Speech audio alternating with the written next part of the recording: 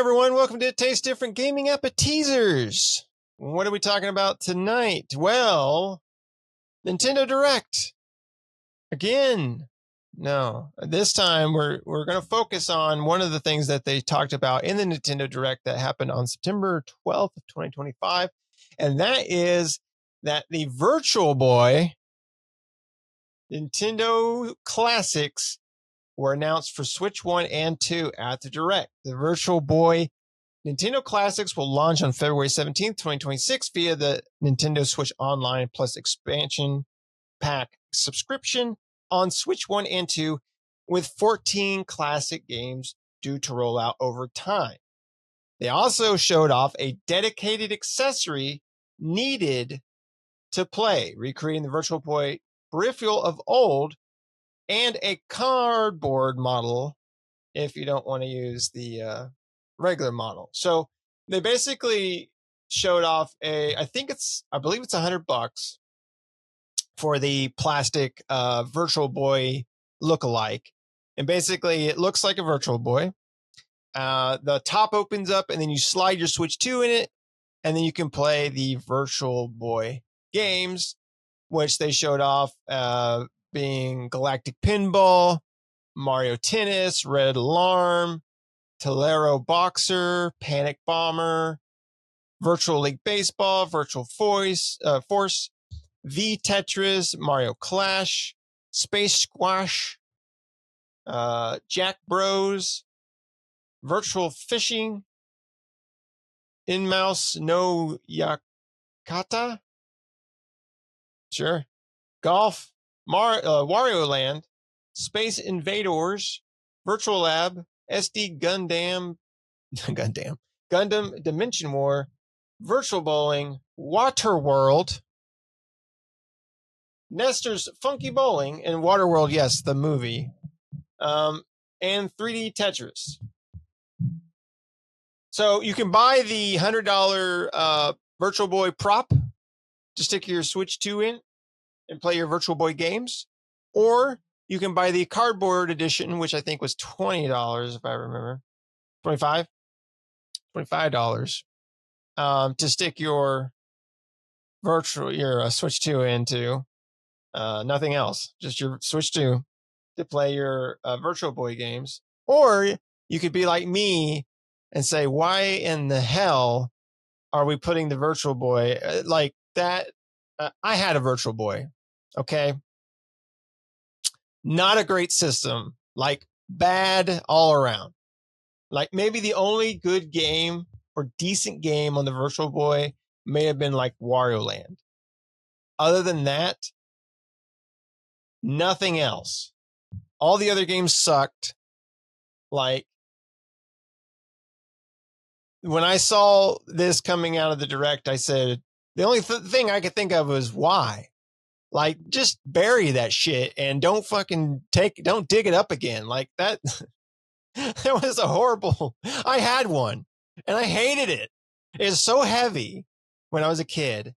You'd strap it to your head, and it wasn't because of the 3D or the red tint, but it was because of the weight because it was so heavy in the front, and then it just had a strap, and or you could have the tripod, right? Yeah. And then the tripod was just like so difficult to use and to get it to sit right to where you could look and do it. Or you could strap it, but it was so heavy you start getting a headache. And it wasn't a headache because of the red shit going on. It was a headache because the goddamn thing was like weighing your neck down. Now, this one won't be the same way, heavy-wise. No. But Virtual Boy games suck. Like, all of them sucked. No. They ain't worth playing. Like, they're not even worth getting a subscription for. They're not worth buying $100 Virtual Boy prop for. They're not even worth buying the $25 cardboard piece of shit for. No thanks, Nintendo. I'm going to pass on this one. Shane, what's your thought on the Virtual Boy making its comeback? I guess in a sense. I'm afraid to give you my opinion. You might attack me. No. Dick. I mean, if you're all for it, then go. Hey, more power to you. I'm not. As you can tell. I'm all for it. But here's why though. I'm a dumb. I don't even have and I'm a nerd. nostalgia for the thing. Like, you know how I most things I have loved nostalgia Mario for? Tennis on it. Loved it. Nostalgia? No. I have no nostalgia for it. The pinball was a blast. Mario Tennis was a blast. I only had those two, and I think I had one more, but it definitely wasn't Waterworld. You know, You didn't have Waterworld? I didn't see polygonal 3D. What the hell that dude's name was in that freaking horrible movie. That was But Kevin Costner, wasn't it? yeah, Kevin Costner. I like Kevin Costner as an actor, but yeah, that movie was dog crap enough. How many games were on the Virtual Boy? Ooh, I don't know. I know 22. they're doing 14. Well, they almost got out. There was 22 games. Yeah. Those must be third parties in that were officially released. 8 titles were exclusive to Japan. 3 to North America, and 11 were released in both regions. America saw 14 releases, and Japan, Hong Kong, and other Asian territories had 19 in total. Well, I can tell you this much. I'll probably get one. Now, I want to know more about the cardboard version. Is that like the one they did for like the Google the Cardboard labs, or whatever? The labs they did? The Nintendo Labos, or yeah, I know what you're talking about. Because they did a VR one for that. And it was like a piano that you could create with the cardboard, and you could. Well, there was the piano. There was several things. Yeah, there was a VR thing you could do. The piano you could do. So yeah, I will probably end up getting it just for the nostalgia of it. I would only get it for the collector's. Yes, exactly. Thing, right? Like it would be like sitting up there as like and I would probably never, I don't think I would ever play, maybe once. You would have to. I would have to do it once, but then I would never play it again, just like I did the original Virtual Boy. See, here's the thing. I played mine a few times, but like I hated getting that thing out, setting it up, and I had a case for it and everything, like a plastic case and all the crap for it and everything. I just wasn't worth it. It was not worth it. I remember going to, I think it was Kmart. Might have been Toys R Us, but I could go there. They had a display and you could play it, and it had a little stand and you got your face in there. Yeah. It was badass. And then I had to save up the money to get it because I'm a little older than you, and I had to pay for it my damn self because my parents didn't like me. So. Well, I had to trade mine. I traded mine. I had a Game Gear. So my cousin had the Virtual Boy, and I had a Game Gear, and I traded him my Game Gear for the Virtual Boy, which was a bad trade because after playing because the Virtual Boy was cool, so I played it there, and I was like, oh, this thing is awesome. But then when I took it home, and he said, fine, he tried to talk me out of it, but he said, fine. And so we traded, and he lived in a state away, so it's not like I could just drive down the road. Yeah. And so Tony, you should be ashamed of yourself. Once I got home and started playing with it for a while, I was like, man, this thing, I don't think I like this thing. So dude, that Game Gear was awesome. Yeah, Game Gear was awesome. I can't believe you got rid of that for the Virtual Boy. I got rid of the Game Gear for the Virtual Boy. Oh, that's hilarious. I was a dumb kid, so dumb kids do dumb things. I'm still a dumb adult, so it's all right. But like he had the plastic case that at Blockbuster, like the plastic case that there's like the hard plastic said Virtual Boy sticker on it. Yeah. Like I don't know how he got it, but he had that for it. Damn. And with like the foam on the inside and the hard plastic on the outside and everything. That's what he gave it to me as, with all the stuff in there and everything. And then I can't remember what games I had. I know I had, I think I had that Teller Boxer game. I want to say I had Mario Tennis as well. I think I eventually got Wario Land, which I think I enjoyed Wario Land. I didn't have Water World though. So one I missed out on. Damn. Now I don't have to miss out on it. No, you don't. And I want to say I had Red Alarm. That looks familiar. See, that might have been the third one I had, but I can't remember. because that was probably one of those, yay, I'm done with that one. But it really is surprising that they're doing this because VR has not taken off, but it's not stalled either. You have that base for it. We all have VR headsets, but they're just not. It's a niche that hasn't gotten out of its niche, right? Yeah. It hasn't gotten out of its circle. But the best part about the whole thing, though, is the nostalgia. I mean, there's a lot of people that didn't get to try these things. Nintendo fans alone that are, on the younger side, they never got to see that. They never got to play it. And if you tried to buy one at conventions and stuff, they're hundreds of dollars. I mean, it's just ridiculous. So, yeah. But I'm interested. I want to see more. I want to know more. But I'll probably get it just to, throw it back there on the shelf. And that's the only reason I would get it, is just throw it back there on the shelf.